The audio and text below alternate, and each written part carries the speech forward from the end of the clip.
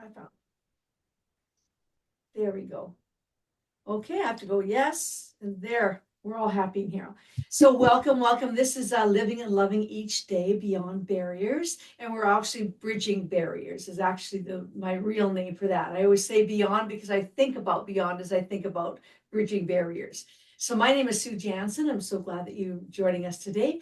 And I'm a few things. I'm a special ed teacher. I'm a real estate agent that deals specifically with accessible and barrier-free homes. I'm a big band singer and I'm a podcast host. And I like my audience are parents and of children with adaptability needs, like they have adaptive needs. And I also have a lot of information and resources and services and support for adults with adaptive needs too. So I am excited today to have Wendy Weber with us, and she's a Songbird lady. As I'm a singer, so that just piques my interest. And welcome, welcome, Wendy. And just tell me all about you and what you provide. What service do you provide to people out there? Well, thank you for having me as well. And I really appreciate it. I appreciate what you do. My late daughter had Down syndrome and then Alzheimer's, and we lost her. But she was a catalyst for a lot of the things that I did. Was writing parodies and performing parodies for many years, but for her bat mitzvah in '94, so we're talking 30 years ago, Okay. I was writing a poem to edify her after she completed all the ritual requirements. And this tune kept knocking at my head. Wouldn't literally, I never experienced anything like that before. Okay. Wouldn't let me go. Said, all right, you're a song. So I sang that song, and that was her song. And it belonged to nobody else. And it captured her essence, which is what I hang on to. And I was hanging on to as Alzheimer's stole her away. And now that she's gone, and we brought her between all the people in the community, Mhm. because it does take a community, a village, a state, perhaps, and actually the federal government as well with the PL 94-142, the federal law that gave us the right to have the services for our children. And Wow. to make it it's a quasi contract, and we got together every quarter, a group, so the team, Mhm. to see where we were on track or not. And Wow. that included the teachers and the special ed and the resource and the therapists and homeroom teacher, if you have that, if you're lucky enough to be an inclusive situation, which we brought my Right. daughter back to. Yeah. Okay. Yeah, my experience is in Canada, so it's a little bit different. Mm. And where I was designated, I had a class of 8 that I was responsible for, and we call them severe needs, but they just meant complex needs, not Yeah. so I had a little bit of everybody in my classroom. And when I sang to them, that's why I love what you're doing because, I Yeah. brought out, interesting enough, I had a boy in my class that was autistic and nonverbal. And Mhm. my kids were secondary, so they were all grade like 16, 17, 18. And just before they were kind of leaving the system, which was really a little scary for, Yeah. if Yeah. I know, yeah, I know, you've been there. But this one boy it was a big summer celebration and end of the year, and I brought my karaoke machine.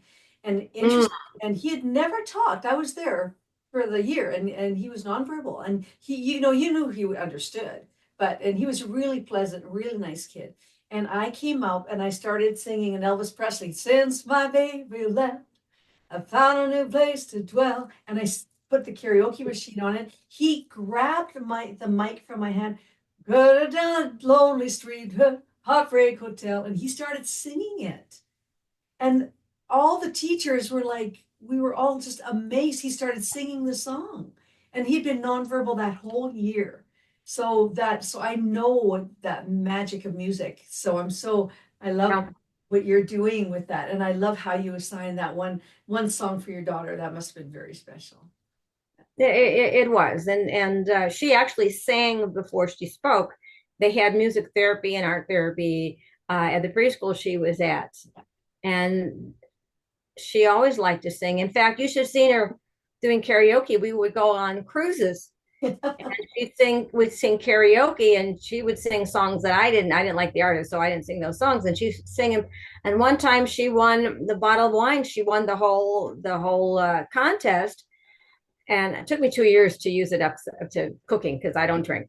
But the people who would have won, because they were really good, said if it were anybody else. But everybody voted for her because she sang with heart. Oh, She biggest was heart. reading the words, but she did have some help with the host, and they didn't have the guts to get up there. Oh, and I just know they lead with their heart, and they're just Yeah. such special kids. Oh, Yeah, that's it was that traveling with her was amazing. She was always a star on the whatever ship we were on. They didn't see people like her very often. I took risks. We did things that other people didn't do. Now there are parents who do that. Most parents don't do all the things that we accomplished. Talk about um, beyond the barriers. I asked her a few years before she started to be affected by Alzheimer's, and I said, "You want to learn to snorkel?" And she said yes. So I went to the place that I knew, and they loved her, and they taught her to snorkel. And we went on in 2018 was the last really big thing that we did.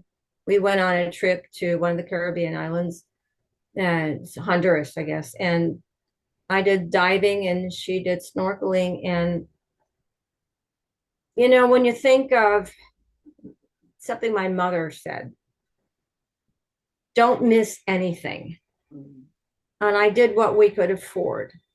And we made sure we could afford this. And with our club and being in this resort where she had the most freedom she'd ever had, it was safe. It was safe for her. They all knew who she was.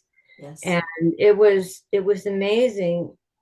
I have to get back to a parody I'm writing about. It's a parody to what's the song? In 1814, we took a little trip, Yep. along with Earl Jackson down the Mighty Mississippi. I'm doing it to the year that we went, and the chorus has to do with we didn't know Alzheimer's was a coming. So Oh, when I finish that, I have too many other things on the plate, but that's in the back of my mind. It's in my heart to do that because it's a warning song. People don't know what causes it, and actually it's from inflammation, and nobody's talking about it, not doing it enough. okay. People with Alzheimer's, research has shown that 100% of them has Alzheimer-like lesions in their brain, and we know it's on the gene. The gene is on the chromosome, that extra chromosome. Oh. So the thing is, are you going to trigger it or not? All of these illnesses we get, we have cancer cells, we have all these things. Are you going to trigger it? What do you do to not trigger it? No one talks about that, or very few people who do. And they don't put it in the light where, there's a gun to your head. Are you going to cock it and pull the trigger? It's what we eat. It's what we put on our skin. It's all the stuff we breathe. It's everything. We can minimize the things that we can control. And so I have some people I will always have feeling for, and I'm knocking my head against the wall when I couldn't get them to feed her the way I needed her to, because she was out of the house for a long time. It's another story. She loved the social life. She didn't want to, that was her home. Of course. But people think they know enough, or they don't care, or the people who do the work, the caretaking, they don't get paid enough.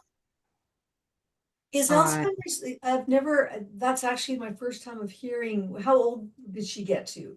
Is it She was 44. She was 44 when she passed away. Okay. Do you remember the show Life Goes On? About the family with a boy with Down syndrome, and he had a girlfriend played by I'd have to go look it up, wrote it down. Yes, sir. And she was actually higher functioning than the guy who played Porky, and we would see them at National Down Syndrome Congress conventions. Yeah. So we knew them, and I saw was it the Emmys with the memorial that she had passed away. Oh, I'm sorry. Yeah, I didn't know. Andrea Friedman. Okay. And I looked her up. She was older. She was about 56, 59. Complications due to Alzheimer's. But you wonder, oh, dude, it was also, she was also diagnosed with the Alzheimer's. Isn't that Well, interesting? according to I looked her up in Oh, IMBD okay. because she was on Walker, Texas Ranger. Oh, She was an actress. She was out there. She probably also was a spokesperson. But so we see more of that. But she was older. My daughter was much younger, and I've had to do with uh, not taking care of her gums. oh, I banged my head against the wall. Well, haven't you read or heard that um, if you don't take care of your gums, gum disease is a huge entryway for inflammation, which affects the heart. And actually, what took her out was heart failure. okay. So, but they're connected. They're connected. I couldn't get them to take care of her gums. When I brought her home, I would work on them. So, while all the things that I have learned from the functional medicine doctor, I took her to because the medical doctors, they don't know or they don't care or they can't do anything about it because they lose their medical license. Believe it or not, they can't do the kind of care that our people need. Right. That's why we have to have the alternative doctors, the Well, the naturopath naturopath. Yeah. and functional medicine, all of those chiropractors, and it's amazing. That's why we have sick care. Where this is the sickest nation, one of the sickest nations of the industrialized world. So where do we see it early? It's when you see pollution, the frogs go. The frogs are dying off, and you look at the rest of the world, at nature. All of this affects that. So Yeah. contamination, things like that. Yeah. But Layla was a very happy, happy lady. I'm sure. She worked Yes. really hard. I mean, she was an equestrian, Special Olympian, gold medalist. She went down River Rampage, which is down the rapids up in San Juan River in New Wow. Mexico. We were in Phoenix. I'm still in Phoenix. Yeah. But all these things, we broke barriers because Oh, here where we were, there were these programs that we could access. I took the risks to let her do it yes. because she had what do we call the dignity of risk. A couple teachers at the segregated school I got her out of said, "What if she fails? Let's Oh talk my about gosh. failure. Failure is a big barrier for people, but you don't fail unless you quit." And Layla didn't quit. I have an article on that, not quitting, but failure. She never failed. We failed her. Yeah. So if something didn't work, and this happens for everybody, Oh, I know. I agree. something doesn't work, find something else that Yeah. does. And don't not try. I mean, it's Right. failure is not trying, you know? Yeah. Yeah. Yeah. And then we So, don't always know what we should try next. And people give us all kinds of advice that either doesn't apply. It's something they did, but doesn't work for us. because yeah. And the point, I love your attitude about that. My daughter, and one of the reasons that I do what I do is my daughter had a baby at 8 weeks old. She had near SIDS. So it was the son Mm. into, so she found my daughter was washing dishes, came back up to the crib, and she was like blue in the crib. Yeah. And the good, wonderful news is thank God that she was revived. We had a nurse that lived next door, came across, Mm. actually resuscitated her, and the ambulance was there pretty quickly. And so, but she has the brain damage that incurred was occipital lobe and parietal lobe. So she has cerebral palsy, and Mm. she also has cortical vision impairment. Her eyes are fine, but then if she can't see us, so she sees light and colors. But Candace remembers the occupational therapist and the physical therapist coming to the home when she was just a baby, because this happened when she was 6 weeks old, and we were at the Stollery Children's Hospital for 5 weeks before. It was actually 3 days before we knew she was going to live. It was 3 full days before they Mm. said, okay, well, when you take her home, she'll have a feeding tube. She won't talk or see or walk. That kind of a thing. But we didn't know for 3 full days if she was going to live. But my daughter is like, it has your attitude, and I love it, is that she just, everything that she did with Kalea, she made it happen around her so that Kalea was always looking and singing and doing things and trying things. Candace even hooked up a jolly jumper on my rebounder. Thank you very much, Candace. She took my rebounder, my little one, and then hooked it up because Calais was getting big and wasn't standing up well like she should at 3. And so she had her jumping on this rebounder with her jolly jumper just to get her moving. And so when the OTs and PTs would come for their visits, they would just be amazed at how much Calais was doing, my granddaughter was doing physically. She says they go to some homes and she said the children are just laying in a ball in the corner. Yeah. And the parents are just afraid to touch them or do anything. And we know with cortical vision impairment that if you lift the child up and throw them up in the air, like they love it. Like they just love it. They love that sensation. So we're on your journey there for just letting them do what they do and letting them just succeed. And they can do so much more than we sometimes, think that they can. Yeah, well, it's a fine line. Now, I had 2 other kids. Layla was the middle. And it's a fine line. You're walking a tightrope. How much do you give to everybody? And Layla needs more. How much do you, and you have to remember to take care of yourself, because if you don't take care of yourself, you can't take care of anybody. 100%. After a while. That's right. But you just don't know. You have to think outside the box.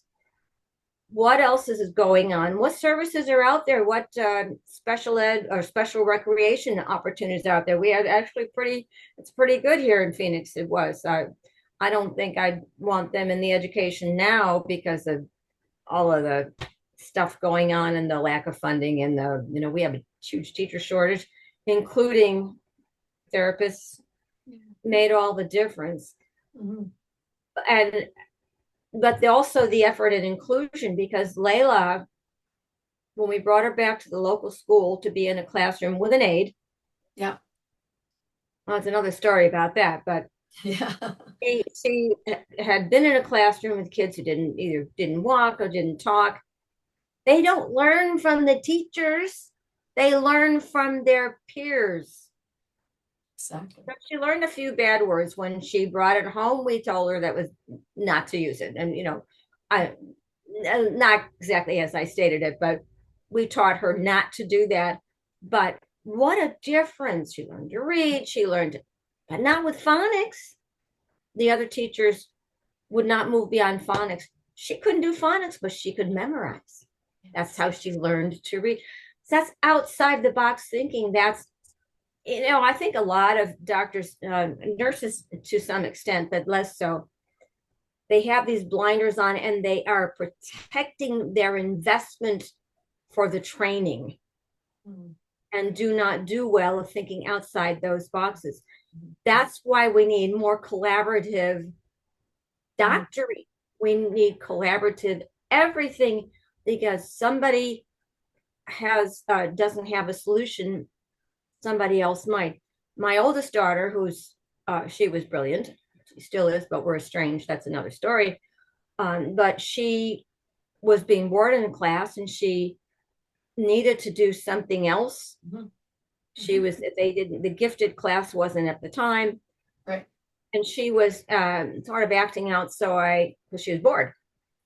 So based on the experience with the individual education plan group meetings, I brought all the teachers involved together. Yeah. It was solved in 5 minutes, because one teacher said, "Oh, we can do this." And we don't do enough of the collaboration. Everybody wants to be a star, or that's what they learned. It's how they learn to teach. Who does that benefit? Yeah. It benefits fewer people than if you had collaborations. Mm-hmm. The world needs more of that. Mm-hmm. Yeah. And that's another barrier we need to break through. That's what the reason my podcast is, to bring these people together. And my daughter actually has a web page and a hub where she has, you have a question about respite, or do you need a respite worker, or do you have, like anything, because she got out of the hospital and they were very supportive, but she didn't know what to do. Like, she honestly said, well, what do I do next? So she had questions. She didn't even know what the questions were. So now she's created this hub, and that's why I'm supporting her, and I'm her sponsor for that. through my podcast is interviewing the parents and saying, let's have a month, like a monthly Zoom chat just to ask questions with no agenda, and no apologies and no explanations, just to be here as parents. And that self-care is huge. That's another thing that we need to tap into. So I Yeah, agree with you. That's so important. Yeah. we didn't have the internet back No. in the early 80s. And in 1983, I'm one of three mothers who started sharing Down syndrome parent support group. We needed Good, to get the information. good I for had you. it in the newsletter for 10 years till I burnt out. But now you have a lot of information at your fingertips. We did have the National Down Syndrome Congress. We did have the National Down Syndrome Society, and I don't belong to them anymore. But I used to go to the conferences and learned a lot. But it was the local that we needed to really take care of. We got the books with the word mongoloid in it Oh, off the shelves in the library. thank you. Oh, that's so terrible.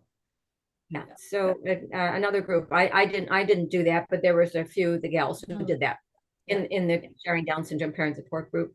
Yeah. We got one of the preschool law through that was really voluntary for the school districts, but at least it was there. Mm-hmm. And it was necessary. I don't pay attention to what's going on now, because what happens is they grow up and they're adults for a lot longer than they're in school. So that's another issue. So the issue was, are the agencies paying enough to support the caretakers? In 2008, when everything dropped, they cut back on the funding, and then it hasn't come back. Yeah. Yeah. Yeah. Not good. Almost 20 years later, it hasn't come back. So you're not sure about the kind of care, although I had chosen an agency that was one of the better ones, probably the best one in town, which still they have trouble finding people to Oh, I see. caretaking, especially if there's the better jobs outside. Right. You Yeah. know, Yeah. Yeah. it's tough. It's tough in the legislature. Yeah. Well, Yeah, it's a so tough role for those parents. So tell me, Wendy, like your Songbird lady, and I know yeah. that you write beautiful songs. And where do you perform those, or what opportunities do you have to share that?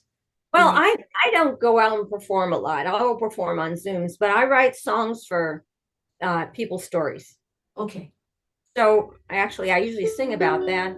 I write the songs that make your message sing for your occasion or your business thing, taking your story and making it rhyme so people remember who you better each time. So I take whatever you want to say, I Yeah. make it rhyme, put it to music, original music, so I don't have to ask permission. I don't need Oh, to you deal. have licensing is not happy, not fun. No. Uh, so they're not meant for everybody to sing, Hmm. but they're meant to listen to, or if the person who it's created for wants to sing it, they'll have a copy of the lyrics and they can listen to it over and over again and learn it. Awesome. I don't worry about getting a Grammy. I don't care. I don't worry about getting a label. I don't care. I'm filling a niche that nobody else is doing, or very few of us are doing. Yeah. And I have the talent as a lyricist to do these complicated songs and as a Okay. melody creator. Oh, So I'm so that's so I did do a 35th wedding anniversary song live because it was local. yeah. I did it to the karaoke version I had made. I get these professionally produced. But Awesome. so could I go out and sing? I'm not interested in traveling. I'm not interested in being out there and sitting in the wings waiting to perform. I like to speak and sing. Yeah. We call it a keynote concert. I learned that from a coach here who actually moved back to the Phoenix area. I met him when he was in the San Diego area. Keynote concert. So you don't sleep through what I have to say. I can talk on a number of subjects. I'm just hearing Frank King Yeah. before I moved over, stick to one subject.